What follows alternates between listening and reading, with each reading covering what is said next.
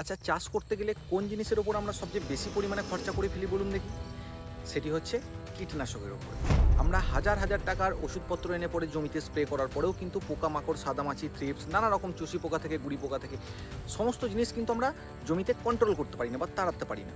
এবার যে দামি দামি স্প্রে করেও যে আমি জমিকে ঠিক রাখতে পারবো তার তো কোনো কিছু গ্যারান্টি নেই। আজকে যে স্প্রেটা আপনি করছেন ২-৩ বার ওই একই জমিতে একই স্প্রে যদি করেন, তাহলে দেখবেন পোকার মধ্যে সহ্য ক্ষমতা বেড়ে গেছে দিন দিন। আর যখন সহ্য ক্ষমতা বেড়ে যাবে তখন ওই টেকনিক্যাল বা ওই ওষুধটাও আর কাজ করবে না। তাহলে আমাদেরকে এই সিচুয়েশনে কি করা উচিত?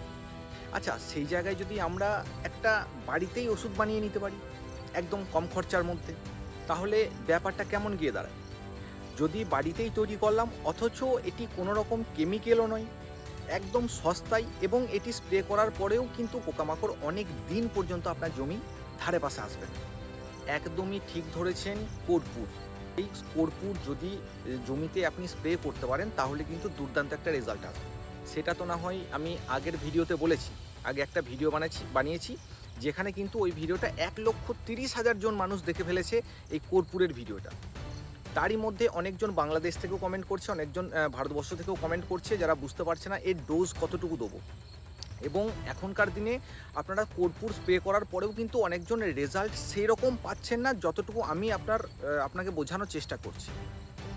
তাহলে এই কর্পূরের সাথেই আরও কী জিনিস আছে যেটাকে মেশালে দুর্দান্তভাবে কর্পূরের কাজটাকে দ্বিগুণ করবে? আর তাছাড়া এর ডোজই বা দেবো কতটুকু?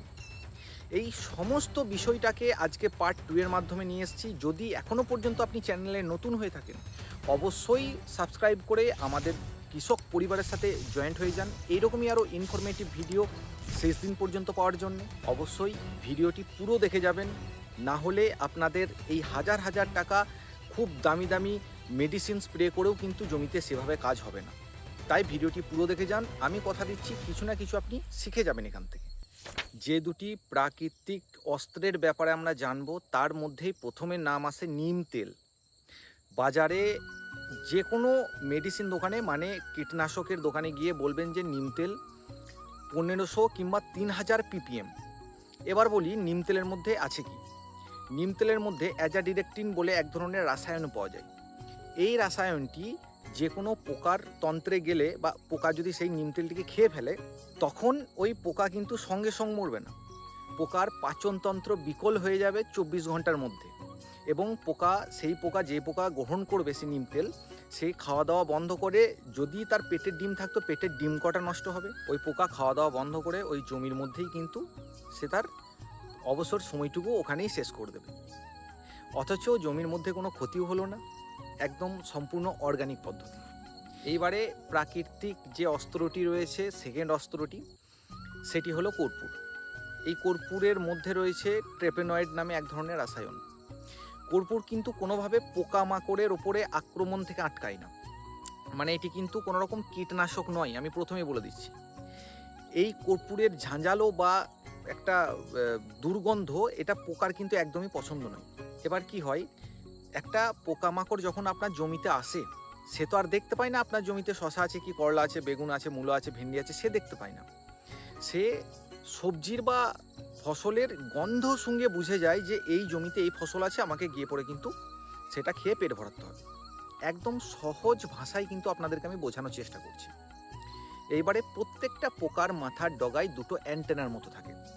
আপনি গুগল করলেও বা আপনি অনলাইনে সার্চ করলেও দেখতে পেয়ে যাবেন, যেটাকে অলফ্যাক্টরি রিসেপ্টারও বলা যায়। তো কি হয়, কর্পূরের ঝাঁঝালো গন্ধতে ওই যে রাডার সিস্টেম, ওরা যেটাতে বুঝে নেয় যে এই জমিতে এই ফসল আছে, সেই জিনিসটা কিন্তু আটকে দেয় এই কর্পূরের গন্ধটা। যাই হোক, আমি এই পুরো ব্যাপারটা আমি অলরেডি কর্পূরের ভিডিওতে বানানো আছে, আমি ডেসক্রিপশনে দিয়ে দিচ্ছি, এবং সামনে স্ক্রিনে দেখতে পাচ্ছেন। এই ভিডিওটা গিয়ে দেখলে পরেই বুঝতে পারবেন যে কর্পূরের স্পেশালি কাজ কী এবং কীভাবে রাডার সিস্টেম জাম করে দেয়, তাছাড়াও এটি কতদিন পর্যন্ত রিয়াকশন থাকে। তাহলে আমরা জেনে নিই যে এই দুটোকে কিভাবে মেশাবো এবং কতটুকু ডোজ দিলে আপনার জমিতে সবচেয়ে ভালো গাছ হবে। এইবারে আপনারা কিন্তু ভালো করে শুনুন যে কিভাবে এটা প্রসেস করবেন বা কী প্রসেসে এটাকে তৈরি করবেন।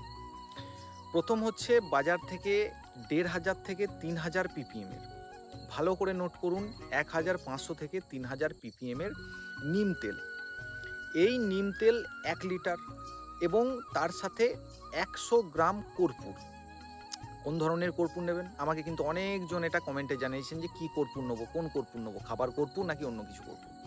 আমি বারবার ভিডিওতে বলেছি ভীমসেনী কর্পূর। ভীমসেনী কীরকম?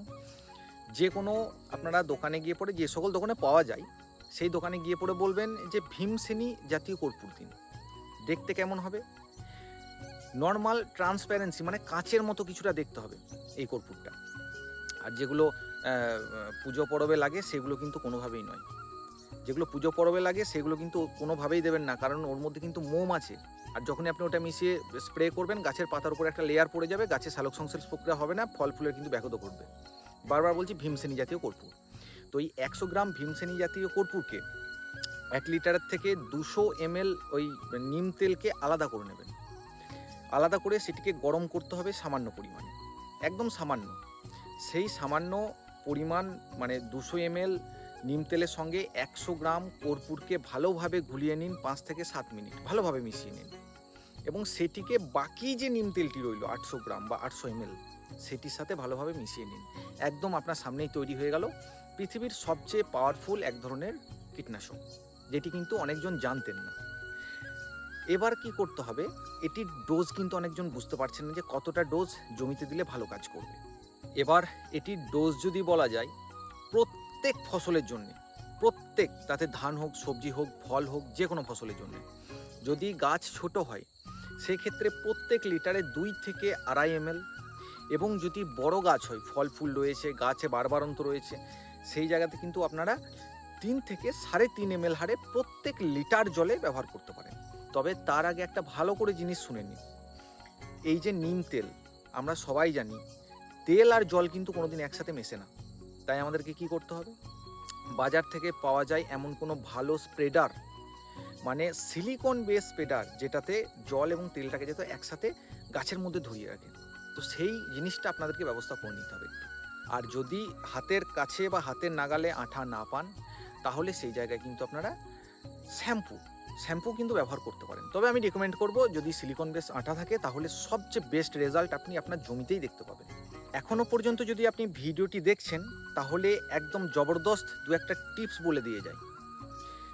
কি করবেন না, প্রথমত হচ্ছে এই কর্পূর মেশানো নিম তেলের সাথে কোনো রকম বাজারে কেমিক্যাল এর সাথে মেশাবেন না, 1 নাম্বার।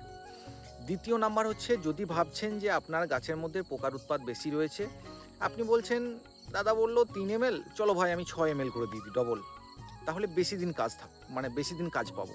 একদমই ভুলেও এই কাজটা করবেন না। কেন কি, এই নিম তেল এবং কর্পূরের মধ্যে যে রাসায়নগুলি রয়েছে, এগুলো এমনিতেই কিন্তু নিজের টেম্পারেচারকে অ্যাবজর্ব করে না, মানে টেম্পারেচার এর মধ্যেই ধরে থাকে। তাই অতিরিক্ত যখনই স্প্রে করবেন, গাছের পাতা জ্বলে যাওয়ার মতো কিন্তু একটা সমস্যা দেখতে হতে পারে আপনার জমিতে। যে ডোজ বলা হয়েছে সেই ডোজেই কিন্তু আপনারা স্প্রে করবেন। তৃতীয় নাম্বার, এইটি যখন স্প্রে করবেন লক্ষ্য রাখবেন যেন সূর্যের তাপ খুব না থাকে। মানে সিধা কথা বলতে গেলে বা একদম সোজা বাংলা কথা বলতে গেলে, আপনি 5টার পর স্প্রে করুন। বর্ষাকাল হলে একটু দেখে নেবেন, আবহাওয়া রিপোর্ট দেখে স্প্রে করবেন। এবং যদি গ্রীষ্মকালে স্প্রে করছেন তাহলে সেটি কিন্তু 5টার পর, মানে আবহাওয়া ঠান্ডা হওয়ার পর স্প্রে করুন। না হলে এটি কিন্তু খুব মানে বাষ্পভীত জিনিস, এটি স্প্রে করবেন যদি রোদ থাকে, নিম তেল তো উড়বেই, তার সাথে সাথে ওই কর্পূরের যে গ্যাসটা সেটিও কিন্তু বাষ্পভূত হয়ে যাবে। তাহলে ওভারঅল টাকা আপনার লোকসান, খাটনি লোকসান, সব কিছুই লোকসানের দিকে আপনি দেখতে পাবেন। তাহলে এই ছিল আজকে কর্পূর আর নিম তেলের পুরো ঘটনাটা। আশা করছি অনেকজন বুঝতে পেরেছেন। যদি তারপরেও বুঝতে না পারছেন, আমাকে কমেন্টে জানান, আমি চেষ্টা করব তাদেরকে কমেন্টেই রিপ্লাই করে দেওয়ার। এবং আপনার কোন সবজি মাঠে লেগে আছে এবং কি রোগের বিষয়ে আলোচনা করতে হবে আমাকে কমেন্টে জানাতে পারেন। যদি কমেন্ট বেশি আসে, আমি কথা দিচ্ছি সেই রোগ এই ভিডিওর মাধ্যমেই তুলে ধরব। চলুন, দেখা হচ্ছে আরও পরের কোনো ভালো টপিক বা ভিডিও নিয়ে। ততদিন পর্যন্ত আপনারা সবাই ভালো থাকুন, সুস্থ থাকুন।